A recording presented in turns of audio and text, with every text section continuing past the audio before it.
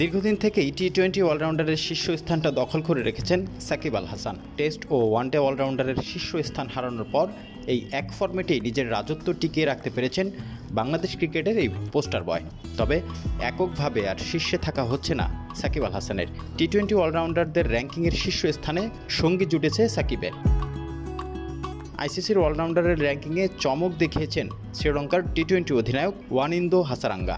সাকিব আল হাসানের সঙ্গে যৌথভাবে শীর্ষে অবস্থান করছেন এই লঙ্কান অলরাউন্ডার। বুধবার 15 মে প্রকাশিত হালনাগাদকৃত র্যাঙ্কিংয়ে টি-20 অলরাউন্ডারদের তালিকায় এক ধাপে এগিয়েছেন তিনি।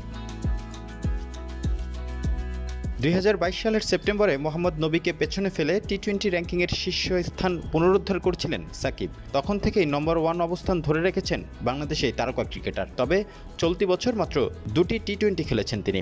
জিম্বাবুয়ের বিপক্ষে সিরিজের সেই 2 ম্যাচেও বলার মতো তেমন কিছুই করতে পারেননি। ফলে শীর্ষস্থান ধরে রাখা ক্রমেই কঠিন হচ্ছে বাংলাদেশ ক্রিকেটের পোস্টার বয়ের জন্য।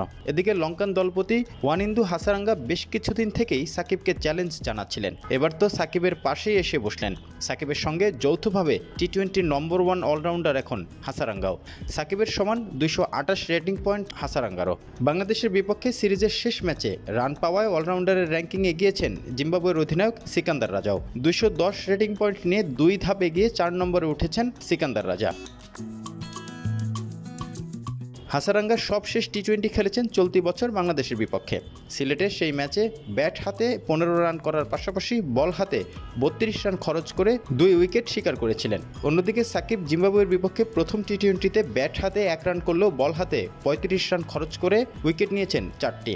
পরের ম্যাচেই 21 রান করার পাশাপাশি মাত্র 9 রান দিয়ে 1 উইকেট শিকার করেন।